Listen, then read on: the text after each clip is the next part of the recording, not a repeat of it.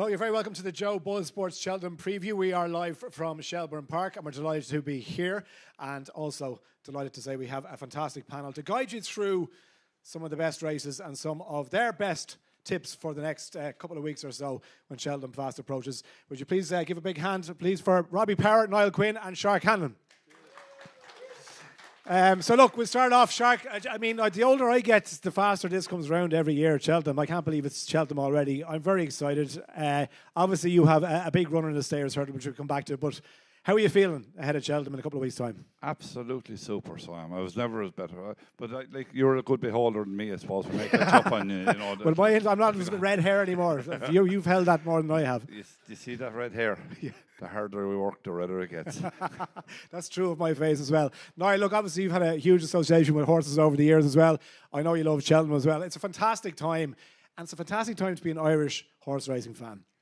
Yeah, it is, and obviously we're spoiled in the last number of years with the amount of winners we've had. But back in the day when I started going first, '86 was my first year. You know, one was enough. One made the meeting, and it was still very Irish as a meeting. There was still thousands of Irish used to travel, but some of the greatest days on a racetrack I remember, you know, Denoli winning, for instance. Yeah. And we all went to a pub called the Apple Tree afterwards, met all the families, both families, the owner and the trainer, and just memorable. That was the people's champion. That's what they called the horse. That's how important the win was in those days, and what a superstar horse from a small little stable down in Carlow, down near you, I think, wasn't it? Down the road from us. Yeah. So they were Tom Foley's. They were great days, and you know, I can remember getting a train up as a young Arsenal apprentice, nearly for a day trip. You know, Bank of Ireland and Hounslow brought me up, and I was just bitten by the bug then, and it was how do I get up there every year? And horse racing, I think it's still true. I mean, everyone can appreciate and enjoy Cheltenham and the Grand National, but I think it's either something that bites you or it doesn't. Is that fair to say? Yes, and I look back and I think when did it start for me? It started when I watched Tide Cottage winning a Gold Cup as a young lad, you know, and then the great races with Monksfield, Mick Cannan's father Tommy winning a champion hurdle, and Sea Pigeon, Nurse. Yeah, that's when the champion hurdle had a huge amount of competition to it, and then obviously Hardy Eustace is what followed, and Brave Inca, the likes. It was fantastic. Yeah, oh, it was great. No, I can remember it clear as day, and you know, then getting to Cheltenham for the first time. And of course, then when I was in that, it was the Dawn Run era. And like this was just superstardom, you know. And I actually, one of the saddest days I can remember was rushing after training to get back to the bookies in Southgate. There was a bookies called George Basham, because I knew it was the only place I'd get the commentary from O'Teal, where she had gone to run in the champion hurdle. And I'll never forget it. We're all in the bookies, Englishmen, Irishmen. And there was only the blower then, there was no TV. And some very sad news from O'Teal come in. Dawn Run has had to be destroyed. And the book, there was grown men, Englishmen, Irishmen. There was no women in it, but you know, literally tears. Yeah. And Dawn Run, I think, you know, more than anyone, probably made Cheltenham for captured me. the hearts. Yes, yeah, I believe so. And look, you know, those days that Niall talks about, Robbie. A bunch of brilliant, talented jockeys came through, of which you were one. Ruby Walsh, Barry Geraghty, obviously AP McCoy. And the tide started to change slowly, you know. Slowly, didn't happen overnight, but we are in a situation now where the Irish, if we don't win the Presbytery Cup for what that's worth, but if we don't have more English than the winners than the English, then what are we doing?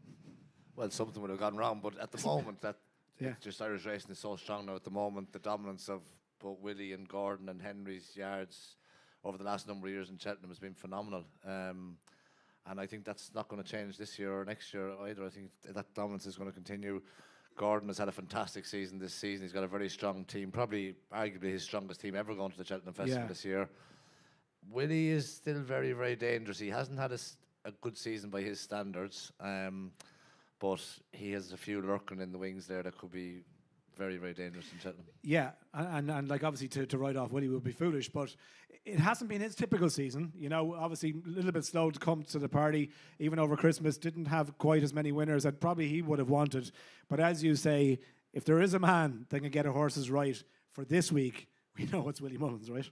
Exactly. Like he trained a horse that was placed in the county hurdle last year to win a Group 1 in America at the Breeders' Cup over a mile and a half. So it's not a bad achievement, is it? This man can do anything, you know, and he's had a couple of winners in Navan already today. There is signs that the horses are hitting a bit better form. So yeah, no, he'll have them sparking next week. Can I ask you how Hewitt is, Shark? We'll talk about the Stayers a little bit later on, but how is he going into Cheltenham? Yeah, no, he's great for him. We've done a bit of work with him in the Curragh this morning, thanks to Brian Cooper and his father. We worked there a couple of good horses again, and couldn't be happier with him now. I was coming up to today, I was a little bit worried because I got his win done. Yes. And just Christmas and I got his win done, and he was late coming back in. And I was a little bit afraid, had I him fit enough, which can happen very easy. Like, he's only back in since Christmas. Well, since literally Like, did you have enough time to get him fit? Was to that get it? time to get him fit? Yeah. And we worked in Punchestown the other day, and I came off after the bit of work, and I was a little bit disappointed, but I didn't say to anyone about his fitness because he took 2 good blows, and we worked him up the Curragh today, and he was a different horse. Sean Flanagan on him in up the Curragh today, and he said he never felt him as well. And I think his by getting the win done is after making a big difference to him. He always made that noise, but he was running so well that I didn't get done with it. Okay. And he ran in Newbury. When he ran in Newbury, Paddy came in, he said, at the second last he thought he'd win, and he says, now between the ground soft, and when you've soft ground, I'll catch a horse's wind twice as easy. And Paddy just said, between the ground and his wind, he stopped on him. And no, he's only beaten 10 lengths in a good race. But I think today now, I'd like to think that he's 10 or 12 pounds better now than he was before. And what about over hurdles? Because obviously people remember the King George win, fantastic. You know, the American Grand National as well. But how over the flights now? Is he zipping over? How's he doing? I think he's faster. He's faster over a hurl, yeah. And like when we had him as a young horse, we gave him a few runs over hurls, and he got handicapped, whatever the case will be. And then we went chasing him. And when we went chasing him, he was going so well over fences. I said, here, we'll leave him over fences. And now he got to a mark over fences. And, like, it's competitive. The chases has gone so competitive between everyone, right? I thought that I'd go down the worse route. And then this was in the back of my mind for a long time to go back for the Stayers hurl with him. And he went back to Thurles there. And he was very good both days in Thurles. And like, he was second in a French champion hurl on soft ground. Yeah. You know, he won an America hurl race. Like, it's a hurl race. They call it the champion chase, but it's a hurl. They're only the same size. American fences are the same size as Irish hurls. And he was very good and flipped over. And when we came back, schooled him a bit, he was very good. And I thought Paddy and Thurles was good on him. I told him to ride him plenty positive, and whatever happens, happens. But I just loved the way he came down to Thurles last and second last and took off. And he was never going to get beaten. Now, it's different class here, but it's I'm very happy with him. I couldn't be. After today, I'm a lot happier. I can have a drink tonight. I presume you've a queue of people coming out the yard, handing you 850 cash and saying, go and find me another Hewitt. Is that what's happening, or? To come in, yeah. I'd say there's no problem just putting an hour or two behind, and now we get you a nice horse. Look, you've had a few over the years. Michael, who's up with Shark today, 2 good Kerry men. Tell me about the bomber listing. Tell me about the bomber listing. Who was taller, actually, in terms of hands? Was it the horse, the bomber listing, or the actual bomber listing? No, the bomber now, I'd say, is bigger and mightier than everything that ever came near him. Yeah. And he's one of the finest people I think I've ever met in sport, and remained great friends with the bomber. And so much so, when I formed a syndicate here at one stage there, I think it was when I had my first knee injury. I thought I might be out, but I might be finished in football. And I put a few lads together, and we started naming them after Irish sports people who had done well. And we had chairman of the board was Eamon Coughlin, because he was a great indoor runner. We'd plenty of them anyway. The Clone Cyclone, Barry McGuigan. We had a few. So we called the Gaelic one we went for then was the bomber list. And so all my friends in Dublin gave out to me straight away, like, what are you giving a Kerry man the credit for, you know? Slider, huh? No. But this was an exceptionally big horse, so we called him the bomber listing. And got him up anyway to run at the Curragh, and the bomber came up, and we were short priced. Jim Bulger was flying with the 2-year-olds at the time, and anyway, the thing didn't work out, and we were all very sad. And I can remember saying, look, this is what happens, bomber. And he was like, I came a long way now, and the money was down. So he was running again a few weeks later, and, the word was, no, let's just see what we have. Of course, the horse went and won. So bomber, I think, thought I was telling him lies for the first. He didn't back it. Yeah, exactly. But we got there eventually. We won a race in Leopardstown. I was telling the lads earlier. It was the same night as an Ireland International, just out the road here. in the old Lansdowne Road, and I had the security man ready at half time, and I was coming off, and he gave me the big thumbs up at half time, and the lads, what's that? I said, nothing, I'll tell you after, you know. But it's nice when they work out, isn't it? When they work out, yeah. He won it 4-1 that night, so and we won as well the match. So yeah, fantastic. The next big horse you buy now, you'll have to call it the Shark. Jeez, you need a fairly big horse for that, what? It must be 17-2 anyway. I think if there's ever camel racing, I might go and get one. If the horse likes an old Vulcan Red Bull as well, it'll be handy. Well, listen, favourite Cheltenham memories. I mean, look, where does Size and John rank for you? I mean, I honestly to God now, I can remember clear as day, and what that horse did in that year, Robbie, will probably never be repeated. Just incredible achievement for a wonderful horse, for Jesse, obviously, who you know and love so well. Would that be up there with your Cheltenham memories? Oh, it's the number one Cheltenham number memory. one? Any jockey that wins a Gold Cup, that's the pinnacle of their Cheltenham career, of their career. And what he did that year, winning the Irish Gold Cup, Cheltenham and Punchestown. The three main ones. We all know how good a horse Galopin Des Champs was. He tried it 3 years and he couldn't do it. You know, the constitution a horse needs to be able to do that. And he was nowhere near as good in Punchestown as he was in Cheltenham. But he still had the heart and the guts to get it done. To get it done, yeah. I remember even you telling me, like, this horse, was it Duvan he spent so long chasing around over 2 miles until you sat on him and said... he was second to Duvan, or second or third behind Duvan 7 times. Yeah, and you sat on him and you said, what are we doing over 2 miles? This is a stair. And actually Jessica came on, and that's how the whole thing began in terms of his 3 mile journey. Well, he always felt like he wasn't a quick horse at home working, but we'll try something different. I'm not going to chase Duvan around for the rest of the year. Second is no good to anyone, so he finished second to Duvan in Leopardstown at Christmas, and I said, Jesse's saying, I said, we have to try something different. I said, we'll step up. This horse will stay all day. Yeah. So we went to the Kinloch Bray over 2.5. He won, and then on to Jesse wanted to get another run into him. The plan after the Kinloch Bray was going to the Ryanair, and we went to the Irish Gold Cup, and the ground got very heavy that morning, and he still managed to win. So scrapped the Ryanair and straight onto the Gold Cup, yeah. Yeah, fantastic. Okay, brilliant memories. Just in terms of Hewick and the ground shark, like I know it was a great old price a while back.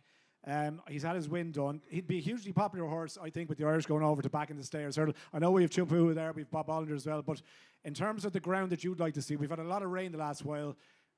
What would your ideal ground be like? Good ground. He wants good. He don't want good, but he's better on good ground than a lot of other horses. Okay. A lot of other horses want to cut in the ground, and they're better with soft ground. Or that Hanlon's soft ground, but he's much, much better. I think after getting his win done, he'll handle even worse ground than he ever did before. But like by putting good into the ground, it means that it means a lot to us, which other horses just mightn't handle it as well. Yeah. He's going over there. It's a good race, very competitive race. There's 7 or 8 horses in it that are all the one. Teopo is probably the one that stands out. But the only thing about Teopo, she's after getting beaten twice out of 3 runs in Cheltenham. Course form is a huge deal at Cheltenham. Yeah, our lad ran in a Gold Cup over there. He was running the cracker when he fell at the last, and he'll come up the hill. So I'd just be hoping that he's good enough to be there.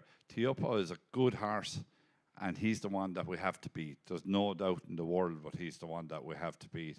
But and he's after getting a good break from his last run, which is very important to Teopo. Yeah, fresh. But to have him fresh going, and I think Garn done a great job with him this year, the way he campaigned him. So, but you should never be afraid of one horse. Absolutely. And that's the old saying, you should never be afraid of one horse. And we're going over there. He was 100-1. When his betting came out first, no one really knew that he was going for the race. Did you have a tenner on him at 100-1? We had a couple of pounds just to make sure everything was all right, you know. We might even sell out some of it now. But listen, there's no way he should ever have been 100-1. No. Do you know what I mean? Like he's 11 now, right? He's 11, but he's very lightly raced. Right. He's towards a lot of horse. Like you get horses that are 11. Like if Gigginstown have a horse 11, he's have to run 100 times. Do you know, or 150 times. This horse only had 4 or 5 runs every year, and you know yourself, it makes a big difference, doesn't it? Do you know? Yeah, sure. Bob Bollinger's the same. He's 11-year-old, but he's only had 2 runs last year, 3 runs. Yeah, he loves Cheltenham. Yeah, so. If a horse hasn't that many runs under his belt, Hewitt's stocked up plenty of air miles now. Yeah, no, he has. Yeah, they're traveling all over. I've done them myself as well. I went to make sure he was all right. They didn't take as much out of the horse as they did out of you. I took more of me. I tell you, the horse came home better out of America than I did anyway, and that's for sure. Well, he'd less Falcon Red Bulls, I'd say, than the playing the way back. You mentioned Arsenal, Niall. Before we kind of get into racing and stuff, are they going to do it? Are they going to hang on?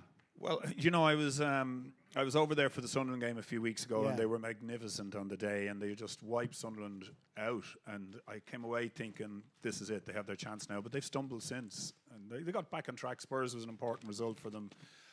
There's a lot of pressure, and you could feel it in the stadium. Can you see it on Arteta's face nearly, and the way he's talking to the media? It just seems like the pressure is a ball right there. Absolutely. And then you look at the other fella, the man who taught him everything up at Man City, Pep Guardiola, and it's like, hey, go and have some cocktails. Yeah, exactly. So, I think it's going to be an interesting run in. Obviously, it always is. It's great that it's tight. We've had a lot of ones where it hasn't been like that, and I just feel they've got to dig deeper again. When you start losing a lead, and it's like in a horse race, and it's coming back to the pack. There's something really extra needed to kick on, and I wouldn't be disappointed at all if Arsenal win it this time. I think it would be better for the game in general, but Man City are just they just look to be improving at the right time. Is Arsenal's squad big enough to keep fighting on four fronts? Are they better off? Not better off, but would benefit from being knocked out of one of them competitions? You see, that's a dilemma that exists and existed in our day. Yeah. I think you got to find yourself victories in cup competitions to become a league-winning team. And way back, any of those teams who did come on to do something, they did something in a cup first. Can you then just go pick and choose between them as you go for one? You can do that, but who would throw away a 90,000 sellout Wembley final, to try and do something in a week's time? I think, isn't it very funny? I mean, times have changed, Robbie, and I know you'll probably notice it as well in your world, but the scientists nearly pick the team now. The people behind the scenes, testing and saying, oh, this is the latest one in football. Anyway, he's in the red zone. In our day, if somebody came up with that, I think I'm in that zone the whole time. but to red pick face zone, is it? But if you can imagine your vet picking all the horses who run for you. I think that's what's happening in football now. And so the statisticians are nearly taken over. Well, not so much the statisticians, more so the science behind everything on the medical side. Right, the medical side. And right, it's incredible in our day. Like my ankle's bad. Just don't think about it. On you go. It was almost that. But okay, yeah, but I can barely kick it, And remember Bobby Sack, yeah, but when did we ever ask you to kick it? Just head it, So that was the extent of the sports science and the injury rehabilitation in our day. It was okay, but I think now it's almost computerized about how teams are picked, and when you're looking at running in games, and it's only going to get worse with all those competitions. The science man will become the important one, and if it doesn't work out and they don't do it, Arteta will come under fierce scrutiny. But how important is it for this Arsenal squad? And look, you would have played under so many different types of managers now over the years, and we're getting to the business end now. And the pressure is really on Arsenal, okay? Because Man City have been there and done that, and Guardiola's like, look, we're used to this, right? We've been down this road so many times. We know how to get to the end here. Do these guys know how to get to the end? The players are looking for Arteta for leadership here. How important is it, his role in the next few weeks? Well, yeah, of course, it's vital, that he's the one that sort of sets the whole thing away. But, he's got a player called Rice, Declan Rice, who we fell out of love with here. Yeah, we fell out of love with here. But I've watched him this season, and I think he is the most influential person at the club. I think when he's right and he's playing that and he's controlling everything, they do really well. I think he has the best midfield player possibly in Europe playing for him, particularly in that position that he plays. Yeah. And I think if he maintains his form and if he kicks on even and gets a few more goals, because he can do that as well, I think he's going to be vital to it. They're tougher, they're better at the back. They're better at the back. I know they've had one or two slips, and the Wolves game in particular stands out. But they're stronger. There's something better about them. There's more steel about them. Yeah, right? there's a steeliness about them. So it's not, it's not over by any stretch of imagination, and there's a lot of pressure on him. But I do think for Rice to be great, it's got up to Arteta to make sure that he creates the environment now in this really testing time. Lots of matches coming up, and you know, I wish them well with it, but you know, I just that Man City cat is just purring and just waiting to kick on again. And some players probably who weren't used to it at the start of the season, bedding in with Man City, coming good now. You know, the fellow O'Reilly, I watched him play the other day. Oh, gee, what a performance. He was, you know, and they tell me he's only in the team as a fullback because his best positions are in midfield, and he can play behind the front too, and he can do all sorts. And so they're coming up with these world-class players that none of us knew a year and a half ago. And they're starting to get that belief and that knowledge about how to carry on and keep this thing happening for Man City. So it's a real tough one, you know. But having said that, after the Sunderland game 3 weeks ago, I came away thinking this is their year. You know, I really did. But there's a lot of there's a long way to go. Football to be played. And they're down in the trenches now. If I said to you, own the winner of the Gold Cup, or Republic of Ireland to win the World Cup, what would your heart say? Oh, jeez, I wouldn't be that selfish. Ireland to qualify for the World Even Cup. to qualify, it'd be amazing for the country if it happened. Look, it's you can't think about two races, man. You know yourself, hard enough trying to win one race with a horse, but trying to think about two is difficult. And do you know that there's something about the team, and I kind of spoke about this to one or two people earlier on. We were just chatting. I have this sort of, well, it's in my head that when Pep Guardiola started to do what he has done in Premier League football and how it spills out into the greater world, I think a lot of our coaches, we became radicalised in that you have to play the way Pep Guardiola plays. Triangular out, centre half, and putting it out to their own corner flag, out to the next corner flag, and that's fine when you're as good as the Man City players who were doing it. And I watched Ireland play for the last few years. I didn't object about it because I could see you're bringing young players on and you want to try and make them fit in the way football is played these days. And then suddenly we get a chance to take on Portugal at home, and we turn them and we make them uncomfortable. And the team, who I think were ranked number 4 in the world that night, take their centre half off at half time to put a quick fella on to try and deal with what we had done, just simply playing the ball in behind. Now, you can look at Troy Parrott and any of his 5 goals, really. But the last goal in particular, the one that counted the most, that could have come out of a Jack Charlton playbook. It could have come out of Mick McCarthy when we were in Japan, Korea.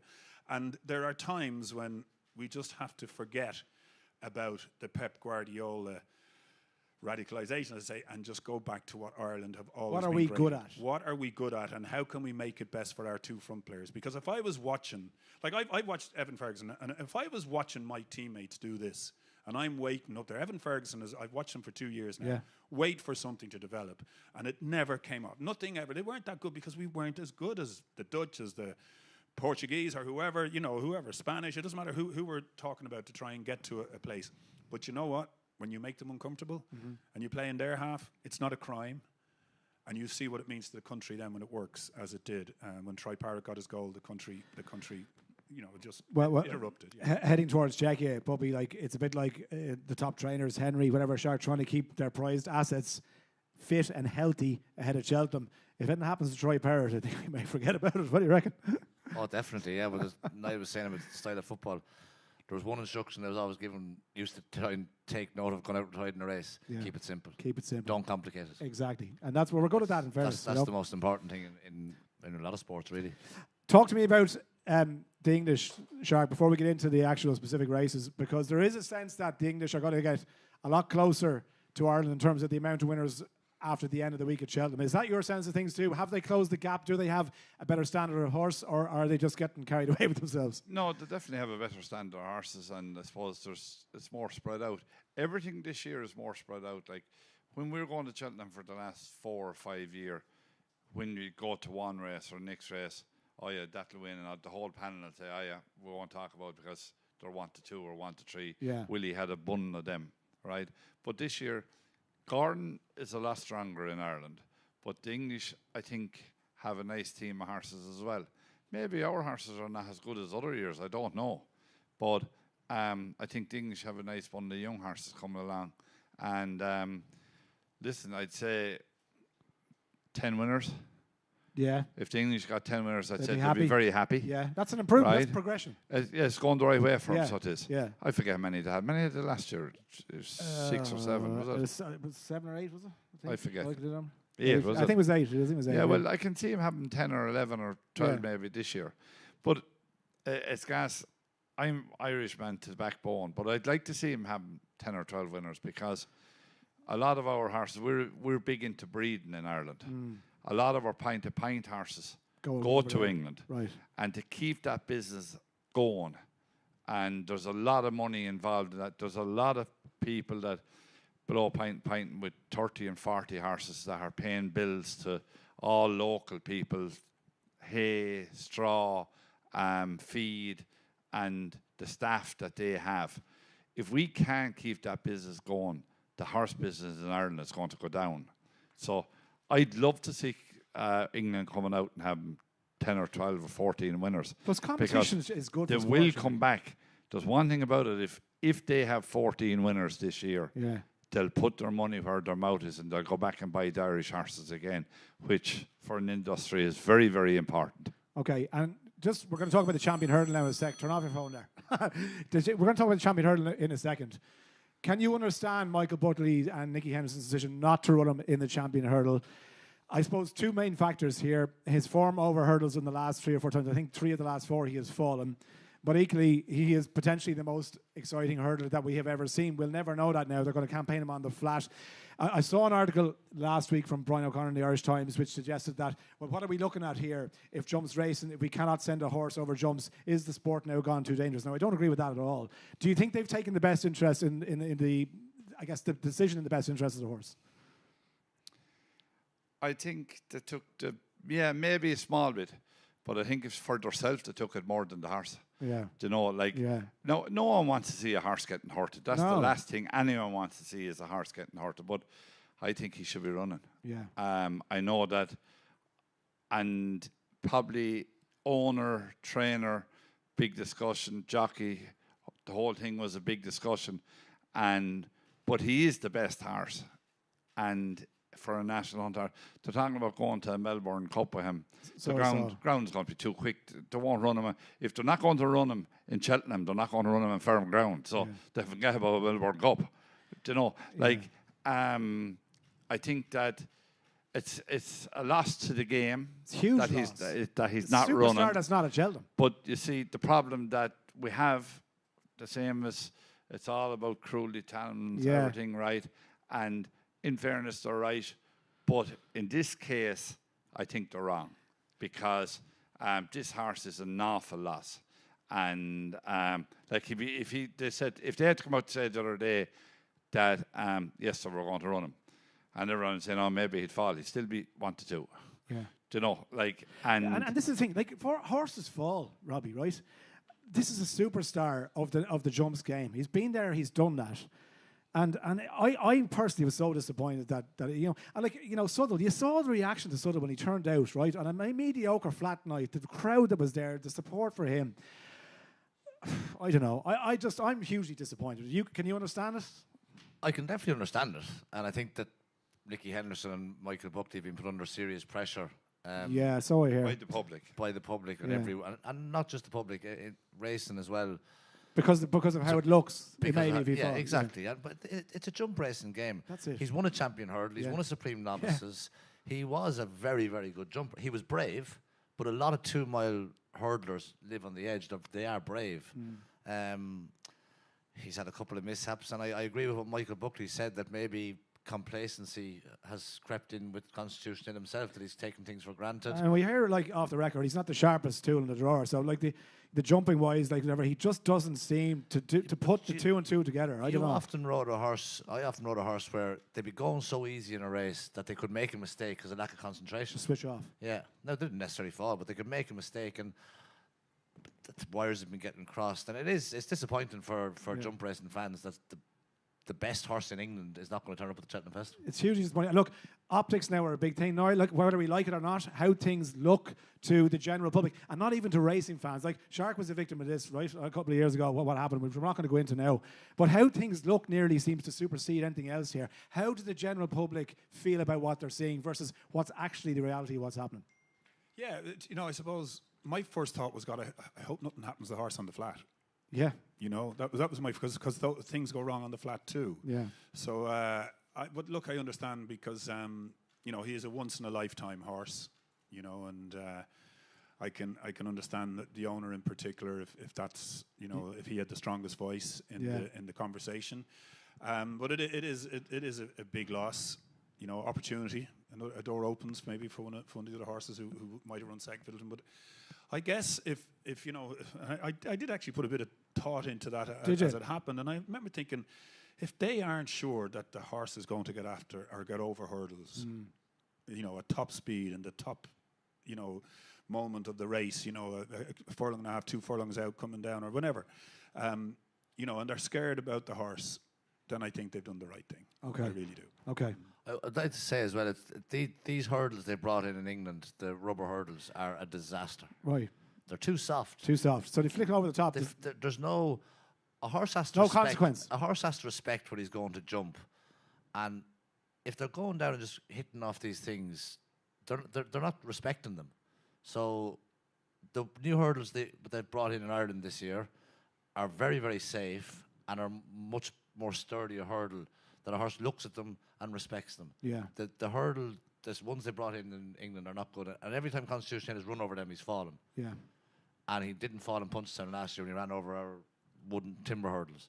And now we've brought in these new easy fix hurdles that are much safer again, but they're a bit more sturdy looking, and a horse looks at them and respects them. So I think the BHA need to have a look at their rubber hurdles as well and decide maybe do something different because they're not working. Okay, there you go. Right, well, let's look at the champion hurdle. By the way, this will be the main race on day one.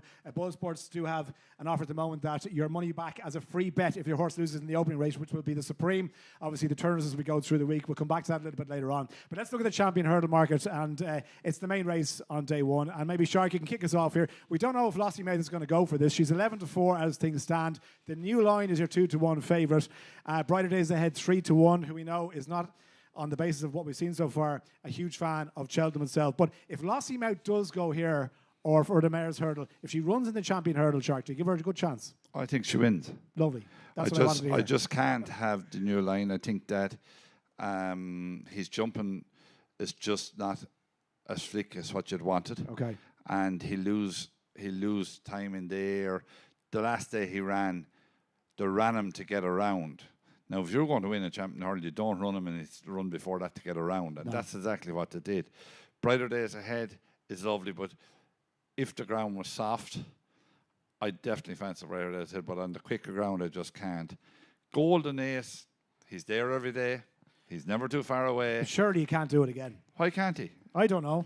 Yeah, why can't he do it again? Well, like he's probably the value at what price is the Golden Ace? So it's 5-1, Shark. I mean, yeah, he's a lovely each way price. Yeah. If you want to have an each way bet, you won't be out the first three. Right. Right. So, and he has a big chance of winning. Like Lassie Mount, if she turns up here on good ground, she wins. I think she wins. Right. The new line, I just have that feeling that he won't be there. I think that his jumping is going to let him down a bit.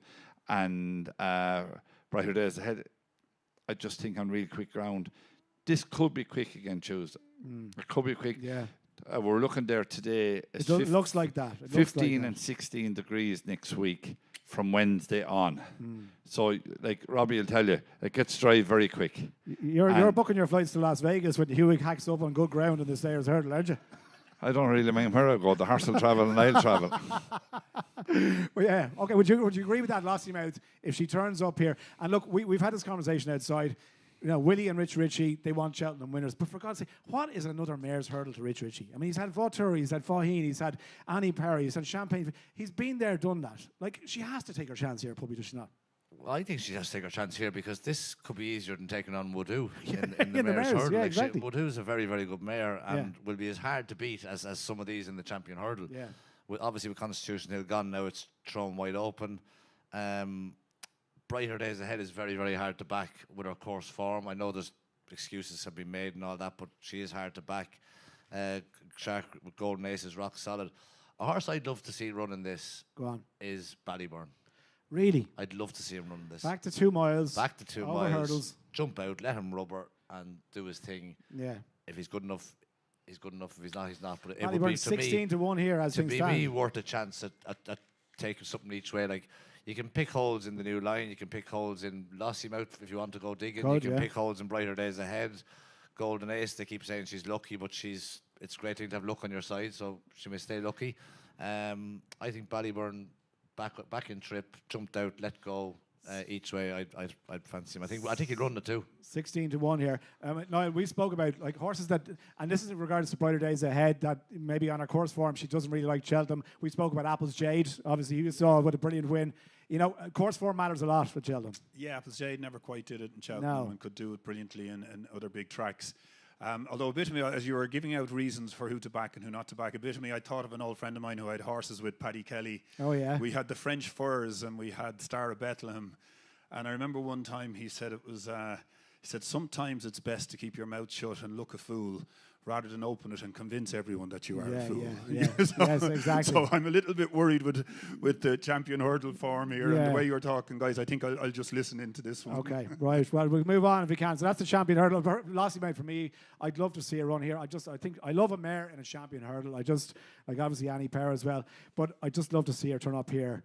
And what's another mare's hurdle for Rich Ritchie and Willie Mullins? Anyway, look, we'll see what happens. Wednesday we have the champion chase. Now this is interesting, obviously. Marlborough Shark, cheek pieces and out and make all seems to way to get the best out of this horse. But, you know, his jumping for some people is still a little bit suspect. Then you have Marine Nationale, who loves Cheltenham. And the last day, you'd have to say the Dublin Racing Festival, maybe his chance was gone after the first because he lost about 6 or 7 lengths. So it's an interesting field. Let's say Tomp as well. Bad run in England, coming back here at 13 to 2. John Bond probably won't run here. I think he's going to run in the Ryanair. But what's your sense of the champion chase as you see it now? I think it's not an open race. I think that Ballyburn is lay down certainty. For the champion chase? Yeah. Or for the Marlborough. Or Marlborough. No, sorry, Marlborough, yeah. 6 to 4. Yeah, I think were you not impressed by what happened? The cheek pieces made a huge difference. Made an awful difference, and came out, was very good, very fast. Talking to Sean Flanagan last night, and he just said that he was riding Barry's horse and going down the back. They said they can't keep up the speed. Really? Turned into the straight, he said, and he gone. Passport just David Casey last night said that this is a lay down certainty. Really? Now, for David Casey to come out and say something like that, you'd nearly fall off the chair. Yeah, absolutely. And like when you think back to the Hilly Way chase, like, you know, very jumping was all over the place, Robbie. Is it the cheek pieces and just how he was ridden at the Dublin Racing Festival that made all the difference, you think? The cheek pieces have definitely helped. Going right-handed is a no-no from Marlborough, so that's true. That line through the cork thing, back going left-handed. Yeah. He is no doubt the best horse in the race. Now, Barry Collins' horse will be a different proposition if the ground is good. Marine Nationale on good ground, he's a different horse completely to soft ground and will be different. But if Marlborough jumps around, he wins. Would you give Solness any chance at 33s, given? Not in his Cheltenham form. No. He's a different horse on Leopardstown. I'll tell you who is a forgotten horse, and I know he hasn't run this season. Quilixius was upside Marine Nationale when he fell at the last. Yeah. He'll run well each way. He won't win. He won't win. But he'll run well each way. 16 to 1 now. I'm not saying he's going to win, but he's 16 to 1. Yeah, he's probably a good each way bet. He's a good each way bet. He's the one that finished third. There's not a lot of strength and depth to this championship. No, and Elete Tomp as well. You know, obviously at the start of the season, I think after he won at Sandown, and everyone thought, Jesus, this horse is going to be the one to beat. He has kind of faded a little bit over time. He had a bad run in Ascot. Yeah, it wasn't good. And it's hard to back a horse that's had a heavy fall and lay down for a bit after it. Yeah. So like now, there's no better man than Willie Mullins to pick them back up and to bounce back and do that. But I think if Marlborough jumps around, he'd be hard to beat. So Marlborough, this is the banker, Irish banker, isn't it? Yeah, he's potentially going over. He's the banker. Yeah, I'd say everyone going over there. I think 6 to 4 is a great price. I think that on the day he'll be money on. The only thing is that if you look at the champion chase over the last few years, like favourites haven't always obliged. You know, in the last few years, we've had some kind of quirky results over the years, as you know. But like we had many horses like this one. That's true. The cheek pieces are after working. They are. It looks like you found the key to him. It's the key to him, and he's. I just think he's different class. I think he's a real one. Okay, huge amount of support for Marlborough in the champion chase. Move on to Thursday now. Look, Shark, I'm going to ask you about Hugh here. So Boyle Sports 20 to 1 about Hugh. Is he a bet at 20 to 1 if the ground is good? Definitely. I can't see him out the first three. I just can't. I'd love to see Ballyburn going for for the rest because to take him out Champion this Ireland. one. Yeah, because it'll take him out this. Take him out. And what about T Hup with the favourite? Now, look, he's done everything right, but again, his record at Cheltenham isn't fantastic. Bob Bollinger won this last year. He's in here. He's 11 years of age at 6-1. You've got Cabral de Matan, who the English seem to think is a bit special, but I don't know. You don't think he'll stay? But I don't think he'll stay. Who's your biggest danger here? Is it T Hup? Who do you think? Yeah, maybe. Yeah. I don't know. I think that if everything goes to plan for us, we won't be far away. Yeah. And Teopo is probably the one you have to beat, but and I think he's beatable. You know, like there's a lot of these horses that you could. Yeah. There's 5 or 6 of these horses you can put them all in the one bracket, include my own lad, right? But the only thing about it, there's not too many of these horses that had winning King George or a Galway Plate, or do you know what I mean? Your fella has a bit of class about him. There's no he doubt has a bit about of class. He's a 160 horse over fences. So, and I think after the wind operation, he's going to improve a good bit. Okay, like Chupu, obviously 7-4 for a lot of people will be a bit short given the course form that we talked about earlier on. I'm in the Bob Bollinger camp here. I'm going to have a few quid on Hewitt as well, based on the conversation with Shark. Who do you like in this? Most of these horses wouldn't win a King George or Galway Plate because they can't jump fences. That's true. I think this is a deeper race than last year. I think it's a better race again. The bit of ease in the ground, Tiapu will suit him better. The better the ground, the more it suits Bob Bollinger. But I have huge respect for honesty policy. I have huge respect for Cabral de Matan, and I have a lot of respect for Emma Lavell's horse, Moshant too. I thought he was very, very impressive on trials day in Cheltenham.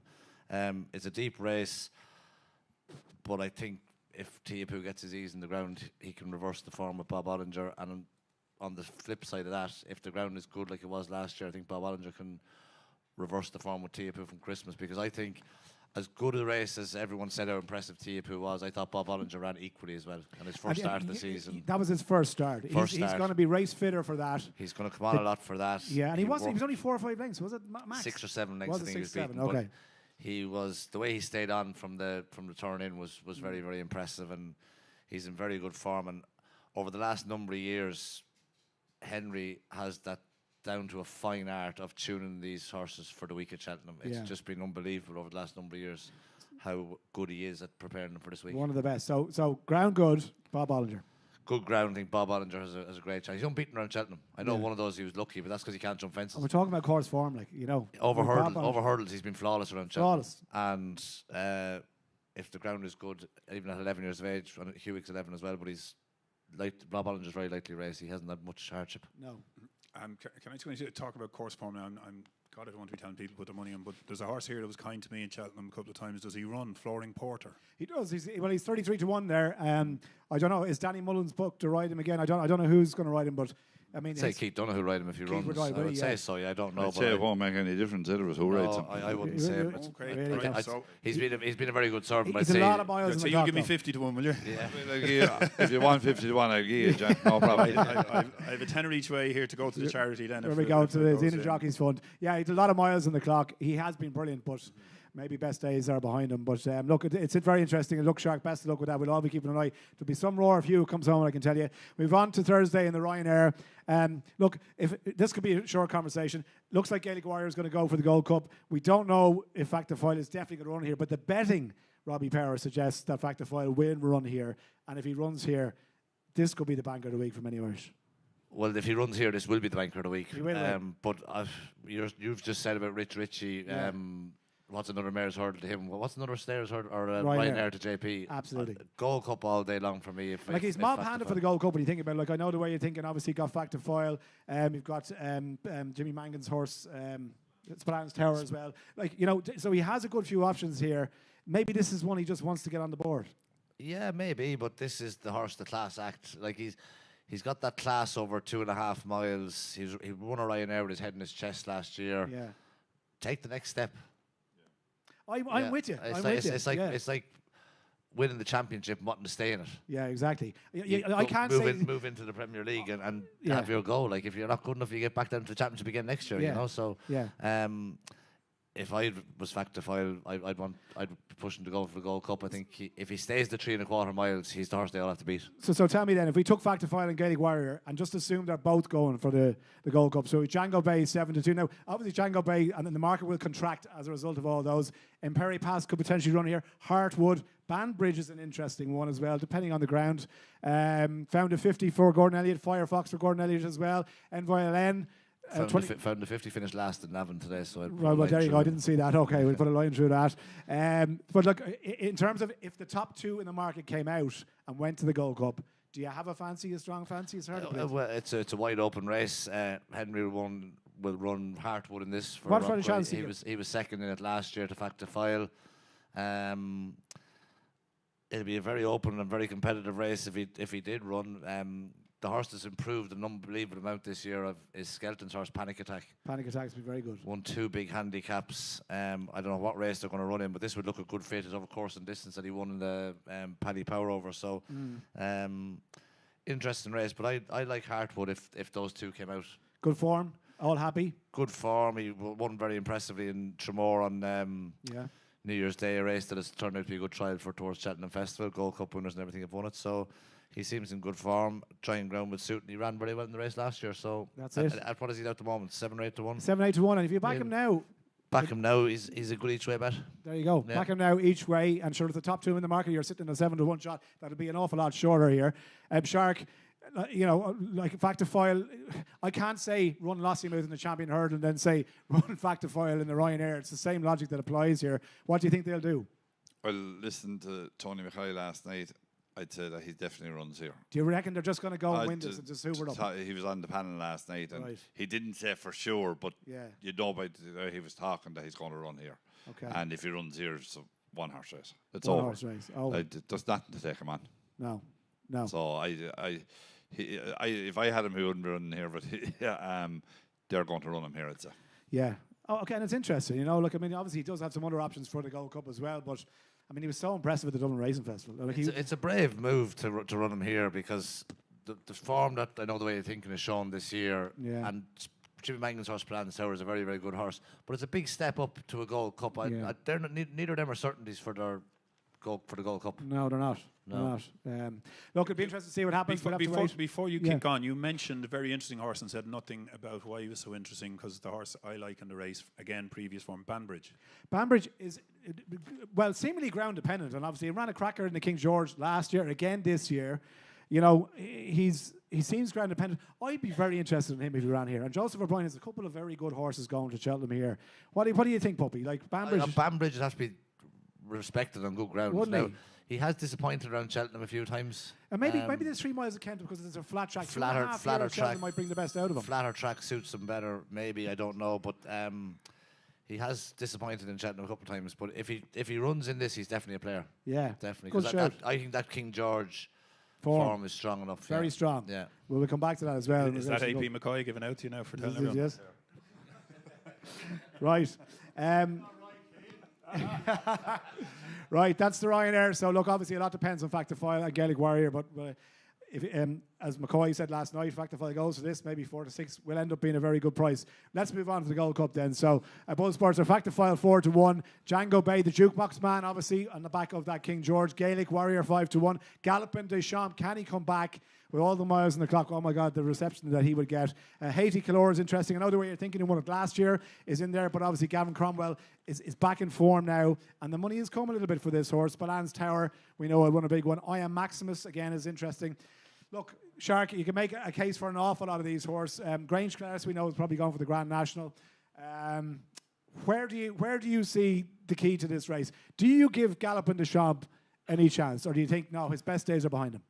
No, I don't. I think that on good ground again, he'll be right there. Like he's entitled to be there. Sure. And I think he's the horse they're all going to have to be on good ground. Do you still? Yeah, I do. Yeah, I fancy him big time. So I do. I think that he's a better horse than a lot of these. And if he comes back to his best, he wins. He's some each way bet. What about the worry though? And he didn't run badly at all at Leopardstown and Dublin. Right?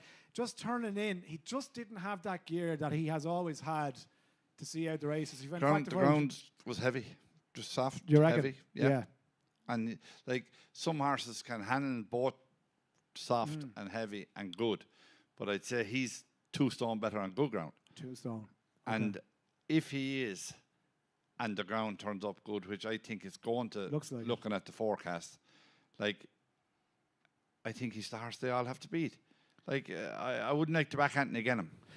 Niall, the reception when Leopardstown, not this Christmas just gone, but before when he came in and just produced an incredible. Like he's such a popular horse, like and the reception he would get to come. Like we love a hero, but we love them even more when they're vulnerable and then they come back. Yeah, I think that's it. You know, when you look at Gold Cup, I was there for all the years, the best mate years, and they minded that horse unbelievable and got it to win. And that, I think that was the last great. And Conor Starr, British when he horse. lost to Demon and came back the following year. Correct, as well. he came That back. was- That's exactly yeah, it. And they were the British heroes of the time. And you know, this fella is kind of People's champ. It's the one that everybody would say, now isn't that something? Isn't that the beauty of racing that horse could come back and do that? Yeah.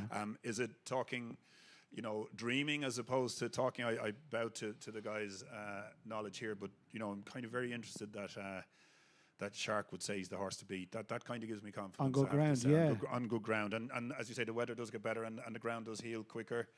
You know, And I the key, get into, the key with the Gold Cup is probably that, like, whatever about 3 miles around Cheltenham, we know 3.25 miles at Cheltenham is a different race. So whatever's going to win this has to stay, and you can put question marks over a few horses. Will they actually stay the 3.25 miles at Cheltenham here? How do you see this race? You can definitely, the King George is a totally different race. Look at horses like Desert Orchid was a much better horse around Kempton than he was in Cheltenham. One man is another one that won a few King Georges and couldn't get the hit in Cheltenham. So it is, but the horse for me to take out of the King George was the Jukebox Man. Right, interesting. I think everything about Kempton didn't suit him on the day. He's not a fast horse. He shouldn't be as quick as Gaelic Warrior or Django Bay, and he still managed to win. Now, you watch that race as they go past the winning post and around the bend. He's going further away. Yeah. He was just pipped in an Albert Bartlett when he should have won. He was gone for home way too soon. I think he's the one they all have to beat. 5-1, and Harry Redknapp there was a bit of a wink and a nudge after this and saying, look, you know, this is great. What about Cheltenham? Like, we're going to Cheltenham. He's dead right. We are going to Cheltenham. There's only one Gold Cup. Yeah. He's dead right, and the horse has run well around Cheltenham before. It's the next step up the ladder. He's won his King George. Now go and try a Gold Cup. Yeah. If he doesn't win, stay the trip in the Gold Cup, which is highly unlikely, he can go back to a Ryanair next year, or go back to a King George. It's a long time ago since King George winner won the Gold Cup. Was Cado Star the last to do it? Cado Star? Potentially? I agree with you, and it's not the best trial always for the Gold Cup. The King George And is I tell you, when you have 4 horses passing a line together, Yeah.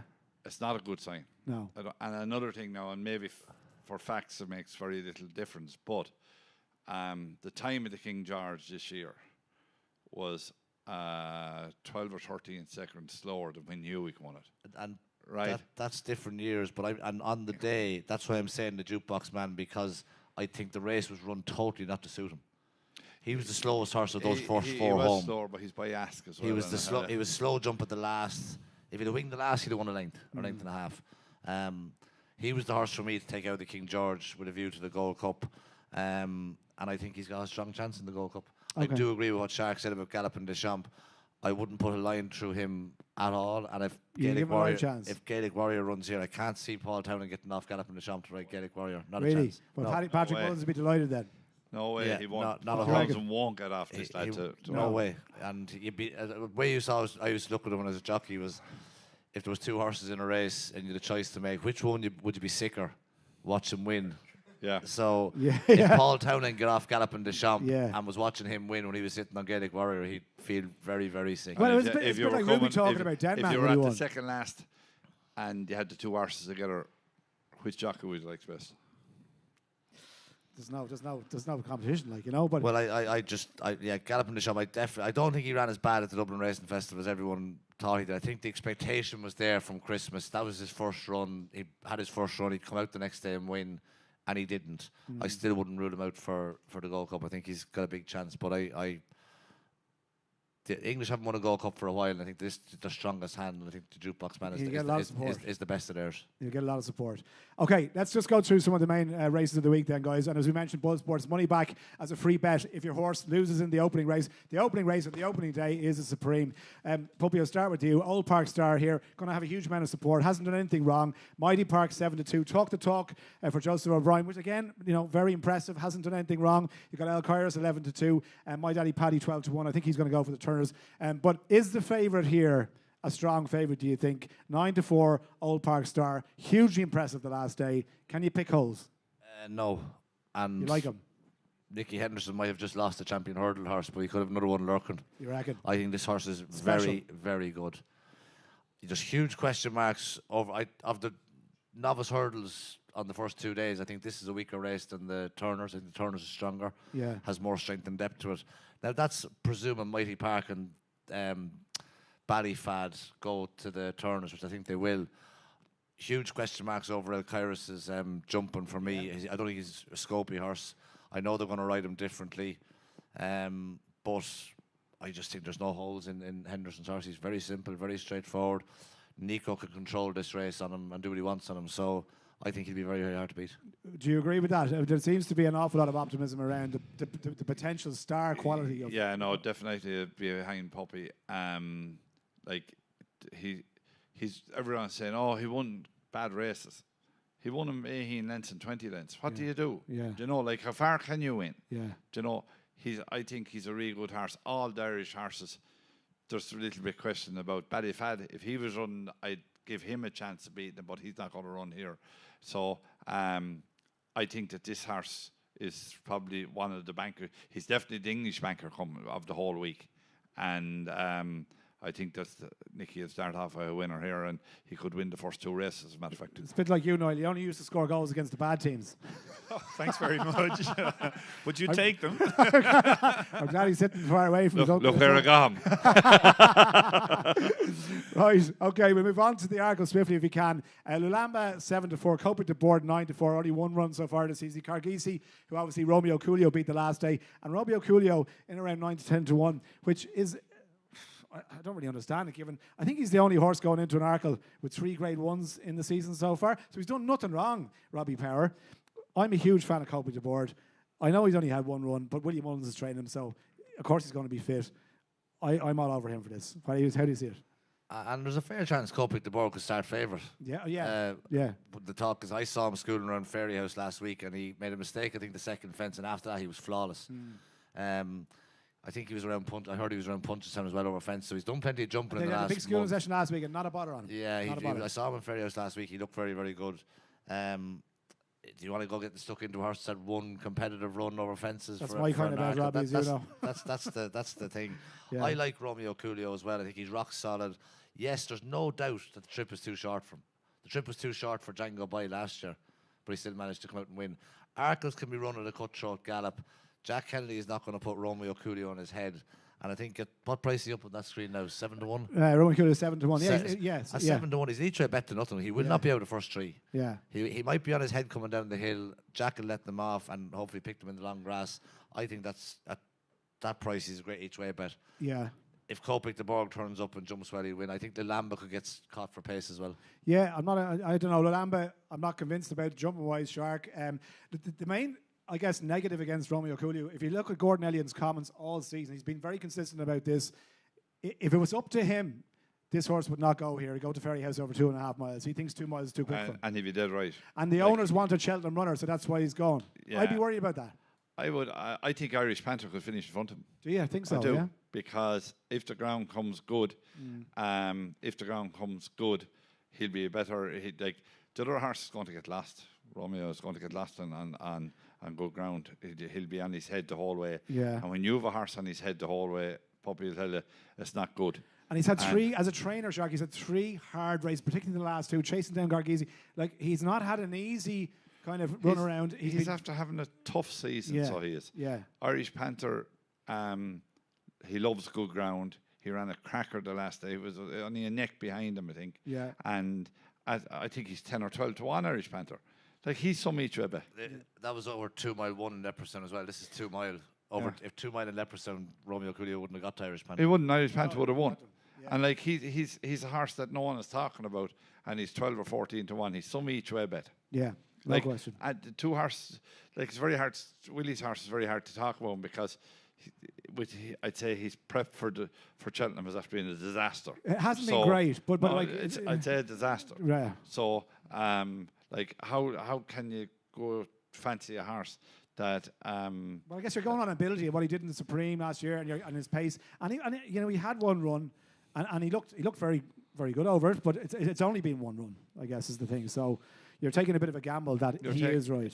If he was anywhere right, Willie would have ran him in the Dublin Racing Festival. Yeah. So he must have been wrong, or he would have ran. Okay. Right. So and because Willie would have this race in mind, and you'd want to get a run into him. Okay. So I just think that I just think Irish Panther, he's a brilliant 12, 14 to 1 there. He's the each way bet.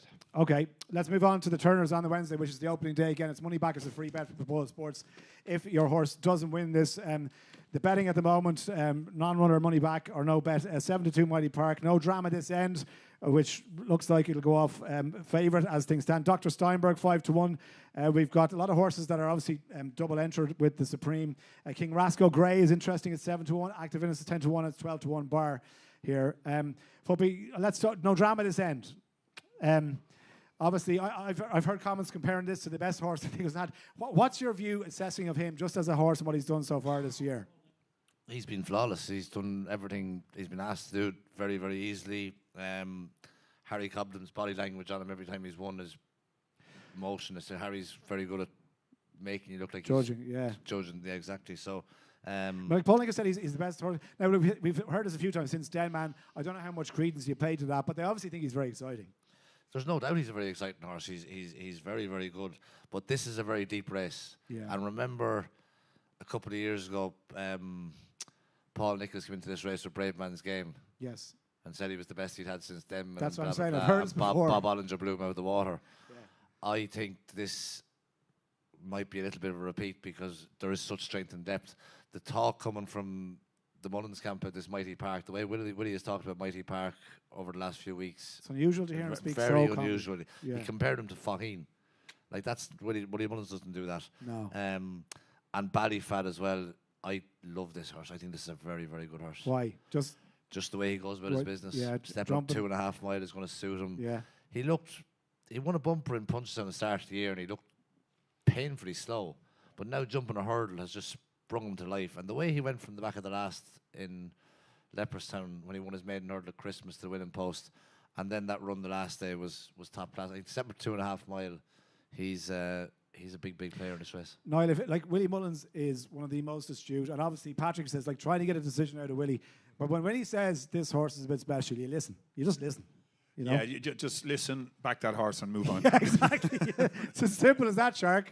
Yeah, no, it's true. Willie's after talking this horse up, and he don't. When you hear Willie a couple of weeks before Cheltenham talking about a horse, if you go back over the last 3 or 4 years, they're all there. The win or the second or the fall, one or the other. They're out the first two or the fall. That's about it. Yeah. But I love Ballyfad as well. Oh, Jesus, I love him. I saw him win his pint to pint, and today he won his pint to pint. He was amazing. And I really think he's a real good horse. And he's the horse. If I was having a bet here, there's no doubt in the world he's the horse that I'd be going to back. So Ballyfad, okay, that's two in a very I'm actually looking forward to a lot of these novice races this year at the festival. I think they're more competitive than we've had for a long time. Wide open, and there's going to be plenty of runners in all of these races. Yeah. At the moment, because it's wide open. Because they're wide open, yeah. So maybe you're looking at something but at a bit of a price here, and maybe people think like the favourites find they deserve to be favourite, but they're probably too short. Ballyfad 7-1 as things stand, but you can make a case for an awful lot of these. I like King Rascal Grey at the price here. Let's move on to the Brown advisory, shall we? Final Demand, Shark. Like obviously a huge talking horse going into the season on the basis of what he did last year, and then when it seems like he's come up against decent opposition, tends to fold a bit. Is that your assessment of him, that maybe he's a bit soft, he's not maybe as good as we think, or do you think, forgive him the last run, he's the horse to beat? Yeah, every horse you can forgive one run. Okay. Right, and I forgive him. Okay. I just think that he's a very good horse, and I wouldn't pick Ant out the race to beat him. Okay. I think that he's one of those horses that, and a bit of nice ground as well, it'll be a big help to him. and like if he hadn't the last run, he'd be cursed hard for this race. Do you know? So I just think that he's the horse that. He'd be near the odds on, wouldn't he? Yeah, he would be. Yeah. And like Willie's going over there with a good team of horses, and he's going to have probably 8 winners, right? So, and I'd say this will be one of them. You reckon? Okay, that's interesting. So, like Shark forgives him.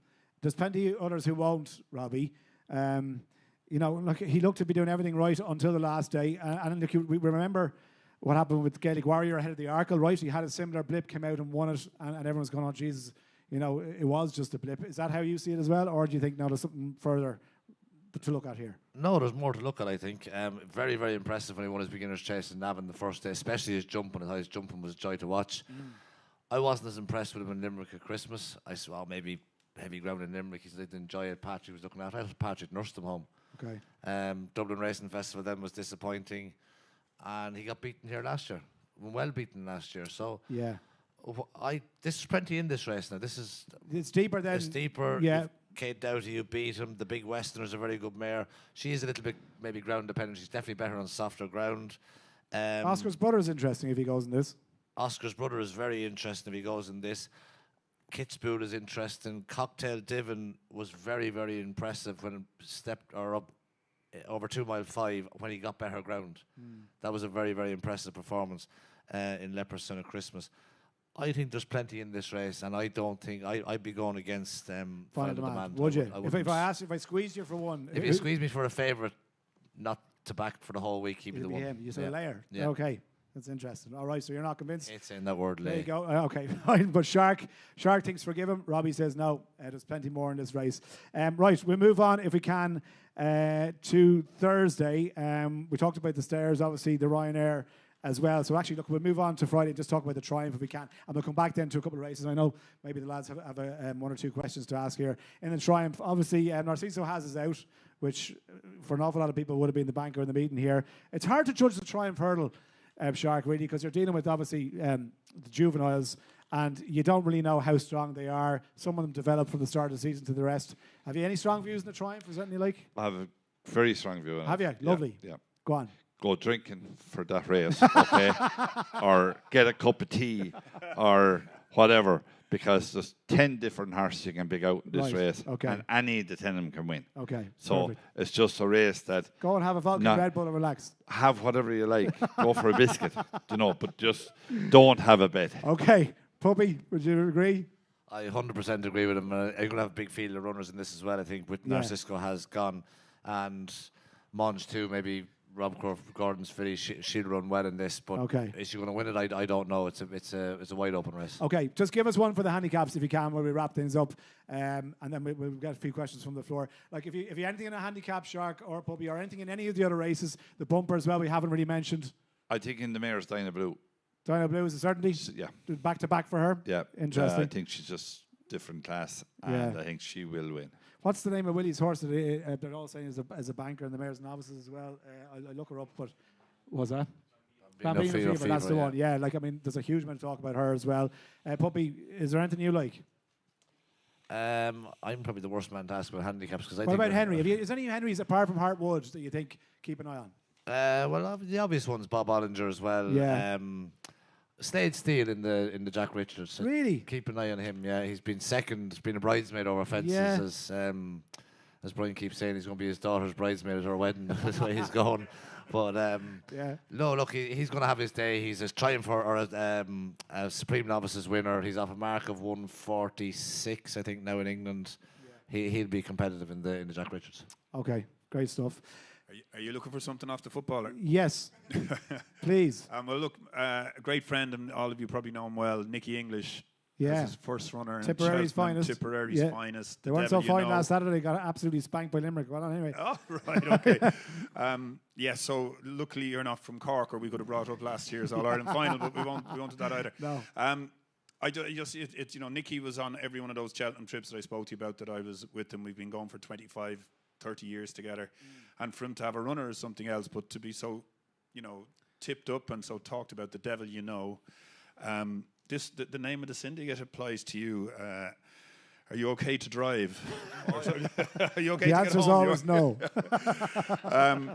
But they're a great bunch of lads, and I know them real well, and they haven't slept since the win in Doncaster. Wow. You A lot know, of so- excitement. Yeah, and Paul Nolan, of course, he's done it before. Yeah, it's brilliant. And you know, for someone for me, I've been on all sides of the fence. You know, I started off in the racing world with the great Jim Bulger and saw professionalism like you couldn't believe, and that attention to detail and what have you.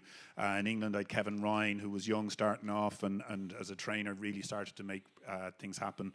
But if you were to have a winner with any man, I think it's Paul Nolan. Oh, listen, I'm a huge fan of Paul. He's Yeah, brilliant, yeah. and so I can recall the nights out with him, even when you didn't win. Okay. You know, and it So would are be- you okay to drive? Are you okay? Are you okay to drive syndicate? That's the Yeah. that's the name of the syndicate, and they have a live chance. You know, Brilliant. he won so well in Doncaster, and there's a lovely moment.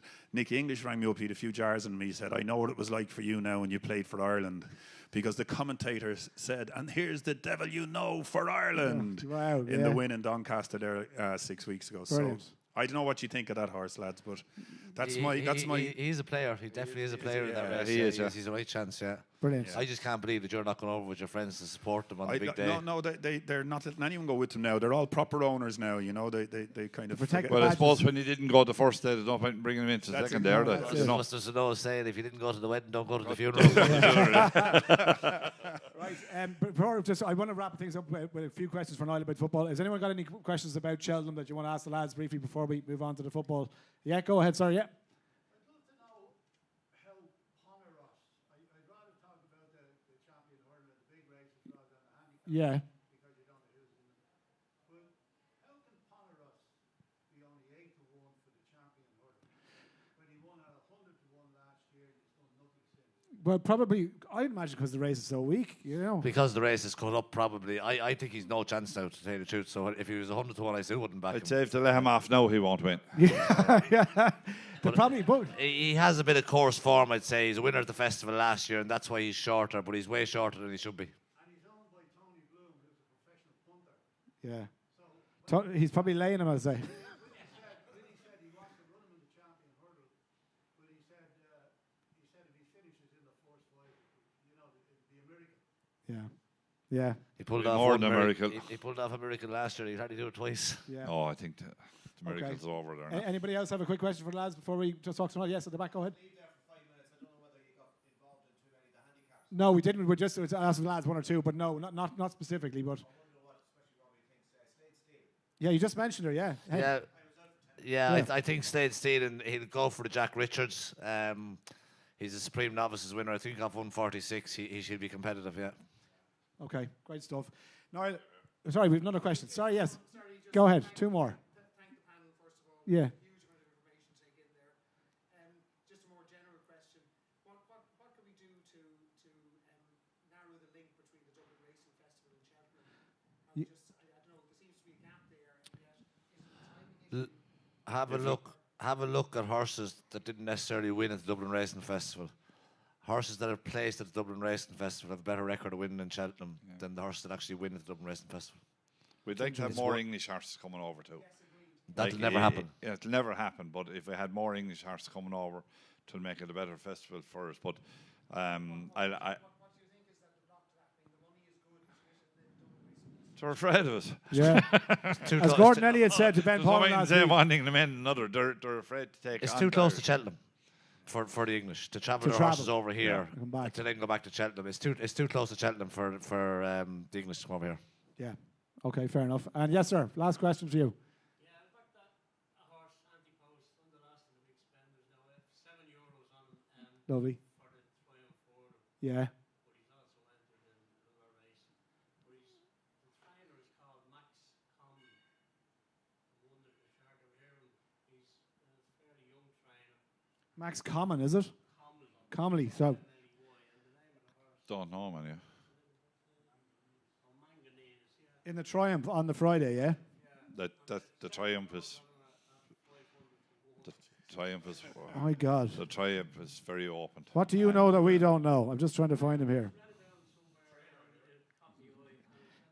Well, he's 33-1 now. So I don't know. If You took the price. There you go. The price. Make sure you know the price on the You're docket. after ruining the whole thing. Jeez, that'd be great. Jeez, if we get one winner out of the day, I hope it's that one.